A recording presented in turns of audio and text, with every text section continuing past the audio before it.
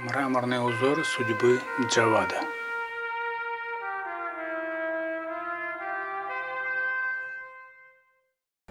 Benim uşaqlıq dövrümdəyim, 15 yaşından, 16 yaşından yəni evlənmişəm və atam mərmərçi olub və sənəti, mərmər sənətini mənə atam öyrətdi.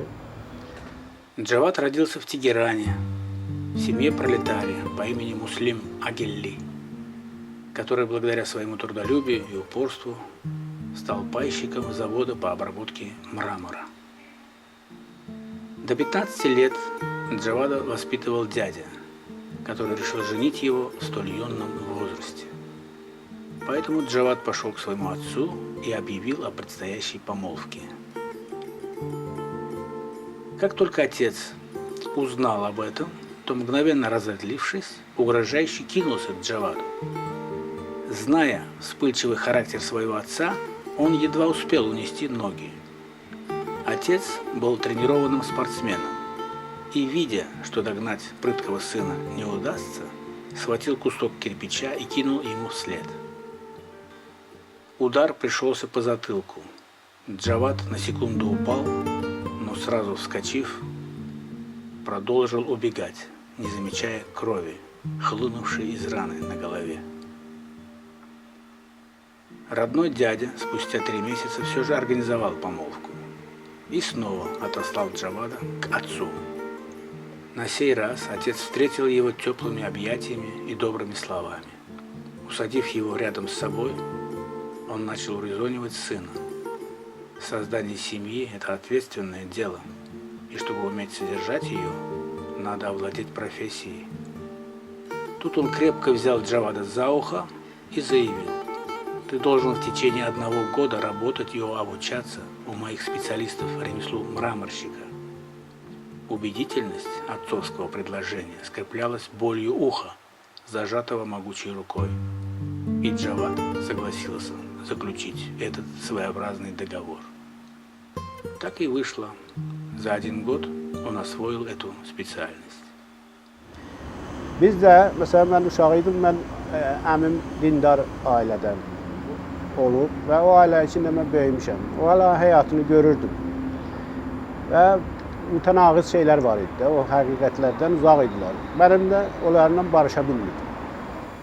Bu İran mühacirləri bir-birlərini tanımaq istəyəndə, məsələn, deyirlər ki, hansı Cavad? Adətən biz familiya ilə bir-birini tanıyırıq. Misal üçün deyirlər, mənim misal üçün hansı Müştəba? Deyirlər ki, Mövsüm Xani. O dəqiqə tanınır. Amma Cavad biraz istisnası var. Deyəndə hansı Cavad? Hamı deyir, Daşçı Cavad. Heç kəs demir ki, o Əqili Cavaddır. Bu emigrantların içində bir nəfər tək deyil bu, Cavad olaraq. Cavad İsmaili də var bizlərdə. Müxtəlif Cavadlar var. Amma Cavadın adı qalıb Daşçı Cavad. Və biz hamımız onu Daşçı Cavad kimi tanıyırıq. Cavad zəhmətkeş bir adamdır. Həm də ustadır, böyük ustadır. Atasından qalıb miras kimi bu sənət buna.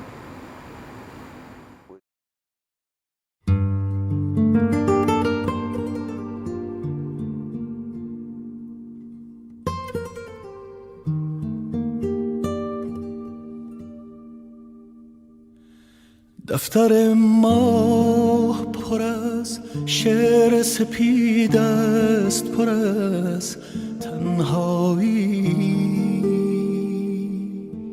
ای پریزاد غزل کی به غزل می آیی. Bizim qonşu bir dənə Maksim Gorkinin ana kitabını mənə verdi və o kitab bahis oldu ki, mən müxtəlif kitablara tələb elədim və Mirzə Cəlili oxudum, Hop-Hopnaməni oxudum, Mirzə Əlibir Sabiri və Mirzə Fətəli Axundov, Leninli kitablarının bir hissəsini, əlbəttə hamısını yox. Və bu şəkildə həyat formam dəyişdi. Və demirəm də mən ali təhsilliyəm, teorisyen deyiləm, zəhmətkeş bir insanam və bugünə qədər də heç vaxt o yolumu dəyişməmişəm. Məsəl üçün, bu o qatar kimi öz yoluna düz gedir, o yolda getmişəm. Bu ilk dəfə mənə öz işlərini göndərəndə Cavad, mən elə bildim ki, yerə xalça döşəyirlər. Bizdə adətdir. İranda misal üçün gedəsiniz evlərə heç döşəmə görməzsiniz. Sadəcə betonun üstündən xalça sərərlər yerə. Mən elə bildim bu xalçadır yerdə sərilir. Sonra aydın oldu ki, bu mərmərdir və bunu Cavad öz əli ilə yığıb. Baxın, mərmərdən xalça yığıb Cavad. Adam heyran olur baxanda. Unikal bir adamdır. Həm də əqidə sahibi. شب من گم شده در کوچه بی خوابی ها خواب کن چشم مرا ای نگه رویایی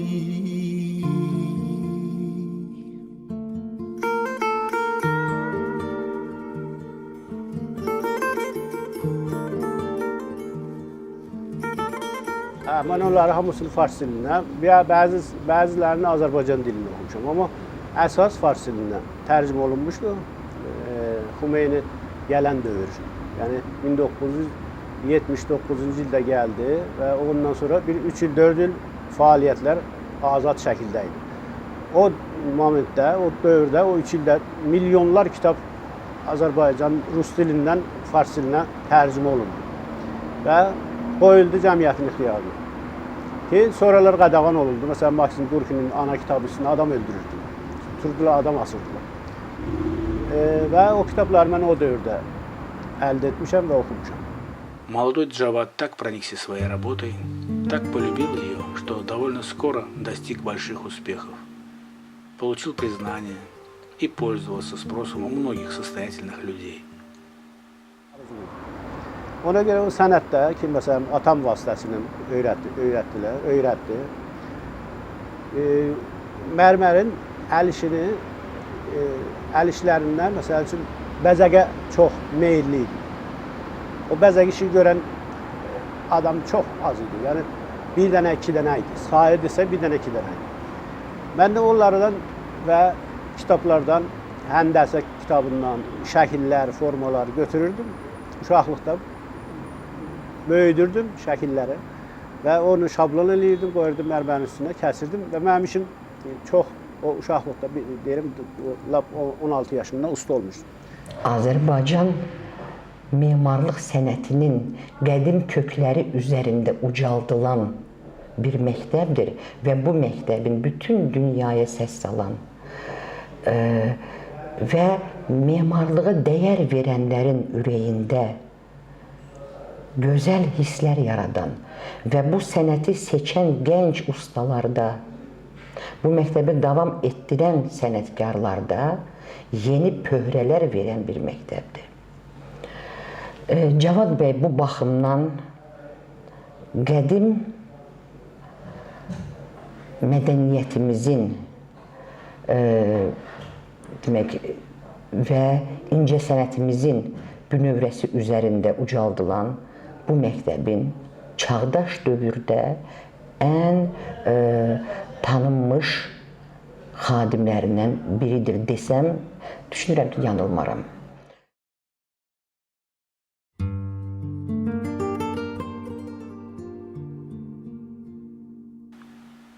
Также в молодости Джавад увлекся идеями социализма и коммунизма. Вступил в Народную партию Ирана, созданную из бывших членов Компартии Республики, знаменитых 53 человек. Эти партии были и есть под запретом в этой стране и совершают свою деятельность нелегально. Nümunə olaraq göstərildi. 4 dəfə də çəkiliş oldu. İran kanallarına gəldilər. 4 dəfə bir dənə ev var idi, çox bəzəmişdim oranı. Gəldi, dedi, bu sənə hardandır? Mən də qayıtdım, dedim ki, o Maksim Gorkinin bir dənə cümləsi var. Deyir, məfhum-i vaqi, onu mən fars dilində oxumuşam. مفهوم واقعی زندگی در زیبایی و نیروی تلاش به سوی هدف است و هستی در هر لحظه باید هدفی بسالی داشته باشد. Yəni həyatın əsas məqsədi, həyatda məna məqsəddir. İnsanın məqsədi olmalıdır və o məqsəd də müqəddəs və ali, gözəl olmalıdır. Və o məqsədə çatmaq üçün gərək can qoyasan. С того времени и до сих пор Джавад Агилли занимается своим образованием. Читал помимо трудов Карла Маркса и Владимира Ленина, Максима Горького, такие произведения, как «Мать» и «Нина» оказали на него глубокое впечатление. Также знаком и с произведениями Джорджа Оруэлла. Xeyr, elə şah da diktator idi, Xumeyni də ondan 5 bətər diktator oldu. Şah rejimini qarşısına elə bir ki komünistlər, mücahidlər, o birisi təşkilatlar çıxdılar, dağıttılar o rejimi. Ona görə ki o da diktator idi. Əgər diktator olmasaydı heç inqilab olmazdı. Heç inqilab lazım değildi. O diktatorluq, o adam öldürmə, adam tutma var idi ki o hərəkətlər yarandı. Və bunlar gəldilər, bunlar da gələndən sonra yenə də həman şey, həman aş, həman kasa. Yəni eyni adları dəyişdi. Yəni biri o Галстук'la, sonraki geldi o Аммамали. С молодых лет Джавад рос чутким чужим страданиям человеком.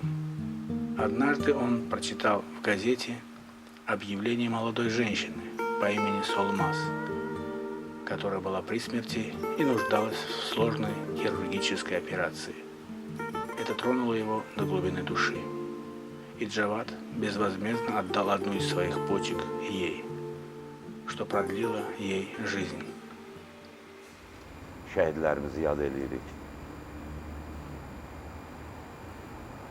Tariximizi yad edirik. Pişəvəri, ondan əvvəl Səttarxan, ondan əvvəlki hərəkat Şeyx Məhəmməd Xiyabani hərəkatıdır. O qəhrəmanlarımızı yad edirik. Məsəl üçün bizim doğrudan böyük qəhrəmanlarımız olub Firidun İbrahim kimi, Heydər Əmoğlu kimi, Şeyx Məhəmməd Xiyabani kimi, Səttarxan kimi, Pişəvəri kimi şəhidlərimiz var. Onlar bizim milli qəhrəmanlarımızdır. Və bizim borcumuzdur ki, o bizim babalarımızı, o fədai babalarımızı yad edəyək.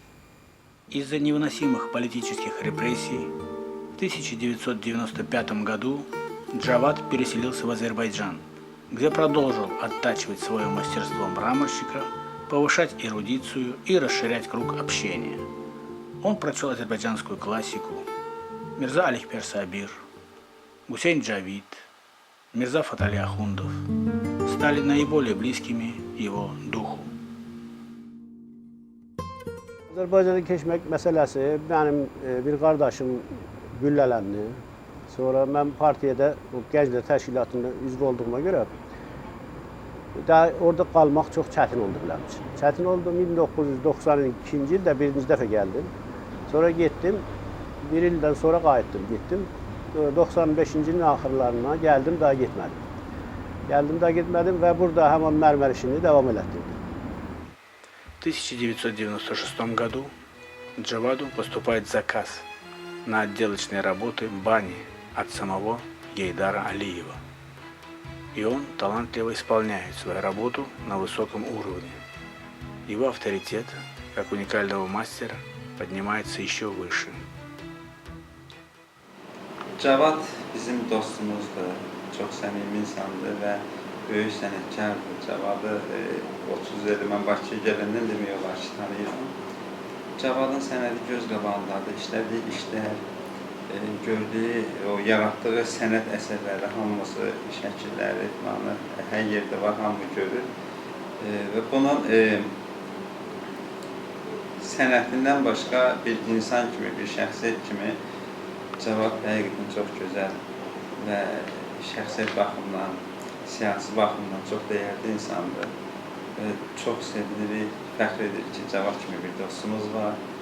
Bu artıq bir ənənədir dünya yaranandan.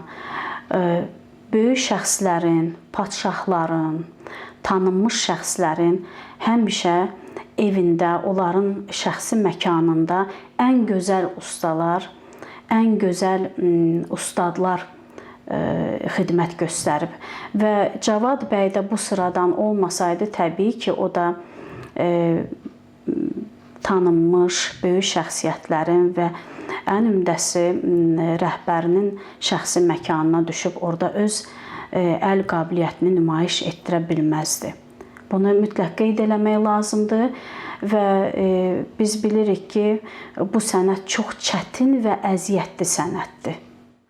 Период жизни с 1996 по 2002 годы он считает лучшим, так как знакомился с яркими людьми и талантливыми личностями. Джавад стал вхож как к сильным мира сего, так и к простым студентам Азии, с которыми sложились дружеские отношения. Bizim bir dost var idi. Mən gedərdim hərdən onu görərdim Azidə. O məni içəriyə buraxmazdılar. Mən məcbur idim, zəng eləyərdim. Deyək ki, o tələbədir, qoyun gəlsin.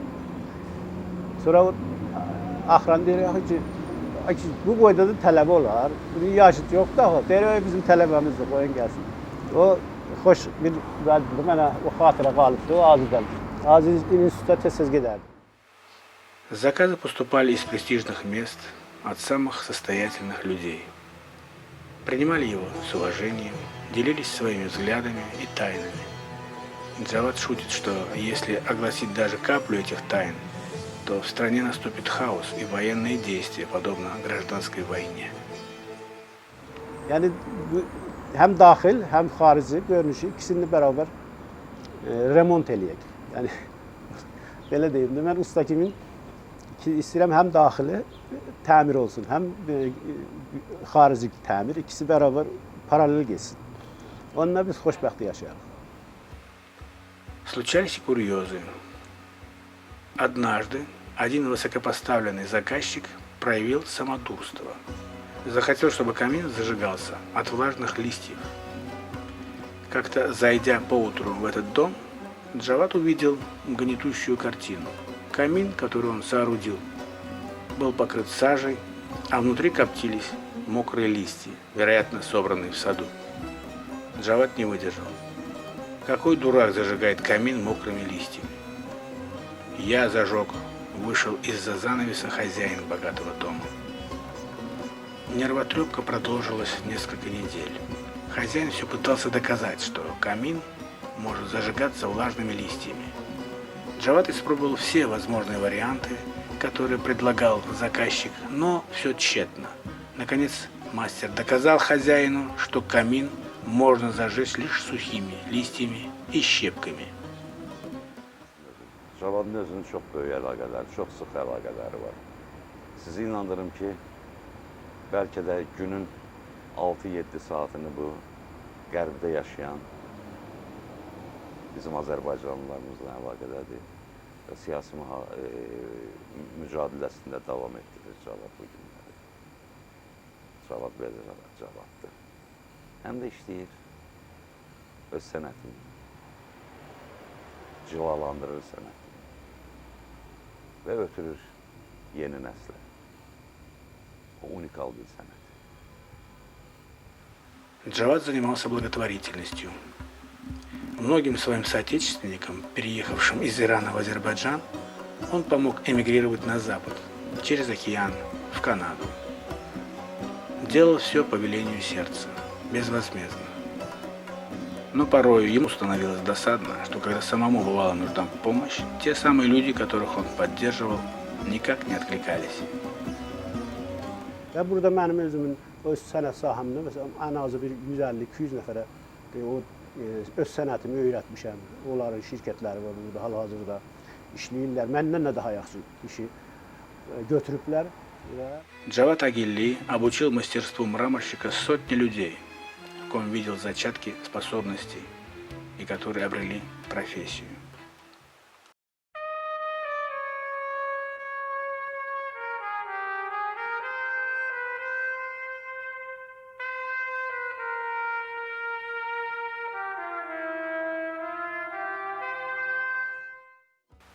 Бывало, он не понимал сложившихся кастовых, классовых, сословных групп Азербайджана. Сострадательно наблюдал, как люди пытаются выжить в джунглях дикого капитализма. Однажды к нему обратился довольно известный скульптор. «Джавад, разреши мне работать у тебя за 2 шервана, $4 в день. Ты скульптор, а я простой мраморщик, и ты согласен за гроши горбатиться на меня?» – недоумевал Джавад. Конечно, по доброте сердца он взял скульптора в свою бригаду и поручал тому не тяжелую и по возможности творческую работу. В 90-е годы в Баку Джавад Агили учился в университете футурологии. Эта грань знаний принесла в искусство мастера новые формы, свежие направления, нестандартные решения по оформлению отелей, ресторанов, каминов и штучных изделий. Человек труда и интеллекта, Джавад является отличным семьянином. Воспитал, вырастил и dal образование своим детям. Atam durur, 5 qardaş, bir bacı, bir anadan, 2 qardaş, bir anadan, ayrı anadan, 4 qardaş, 3 qardaş, bir bacıdan, bir üçüncü anadan. Bacımla var, bacımla əlaqədəyik və qardaşlarımla əlaqədəyik. Benim öz 3 tane evladım var, bir kızım, 2 oğlum var. Burada təhsil alıblar, burada oxuyublar. 2 oğlanlarım evlənib, 2 tane də nəvəm var, hərəsindən bir dənə nəvəm. Birinin adı Arazdır, birinin adı Murad. Onlar da xoşbəxtdilər, onlar da yəni rahatdırlar, narahat değiller. Для тех, кто вступает с ним в товарищеские отношения, он остается надежным другом, а для учеников – мудрым наставником. Bizim məqsədimiz bütün İran xalqlarını azad görmək, o cümlədən Azərbaycanımızı, bizim doğma Azərbaycanımızı. O Azərbaycan ki, İrana çox böyük töhfələr verib, çox böyük.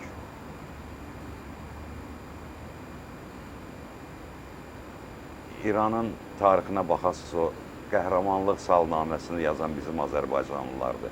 Təkrar eləmək istəmirəm. O kişilərin adı o tarixdə gedir. Və həmçində ədəbiyyatda.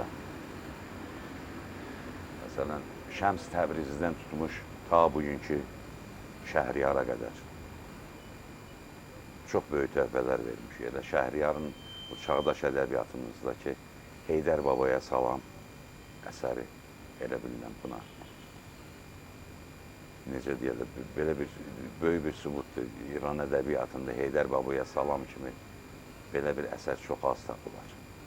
Несмотря на близкие знакомства с сильными мира сего, Джавад не стал завистником, не стал уподобляться самодовольным богатеям, которые болеют всеми присущими им болезнями.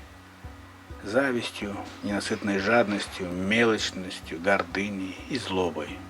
Уважая труд других людей, он никогда не старался их унизить, пользуясь высоким положением. Наоборот, просвещаясь сам, он старается просвещать и других, желающих понять принципы жизни.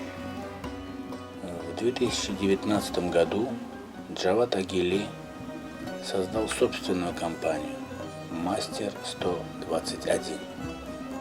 Работы компании вызывают большой интерес не только в Азербайджане, но и за рубежом, откуда также поступает немало заказов. Среди заказчиков были отели и торговые центры. Marriott Absheron Баку, Four Seasons Баку, 28-й Молл, Порт Баку, Джумерах Бельгях и многие другие. Вот основные постулаты, которыми старается руководствоваться Джавад, считая, что они могут помочь трудящимся правильно ориентироваться в мире. Классовое сознание – это осознание своего места в общественном производстве и распределении благ. То есть человек должен понять, кто он, находящийся в различных социальных слоях.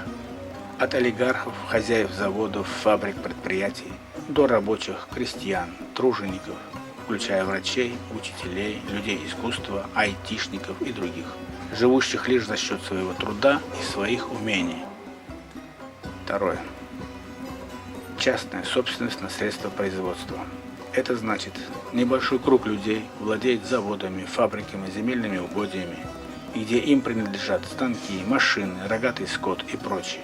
Все то, что является средствами производства товаров и продуктов. И там должна работать основная масса людей за небольшую плату. А выходом из такого положения для счастливой жизни народа является переход этих средств в общественную собственность, в отличие от частной собственности. Третье. Прибавочная собственность. Она связана с предыдущим пунктом. Это значит, что капиталист нанимает рабочего за определенную плату, которая заведомо намного ниже реальной стоимости его труда. Например, он работает за 300 манат в месяц, а капиталист получает прибыль за его труд на 3000 манат больше. Четвертое. Власть трудящихся. Это значит, что власть должна быть у тех, кто хочет быть счастливым вместе с другими, а не за счет эксплуатации других. К тому же, должно быть право сменяемости любого чиновника, если тот не справляется со своей функцией, и полная выборность на эту должность достойного человека. В добрый путь, Джавад. Что?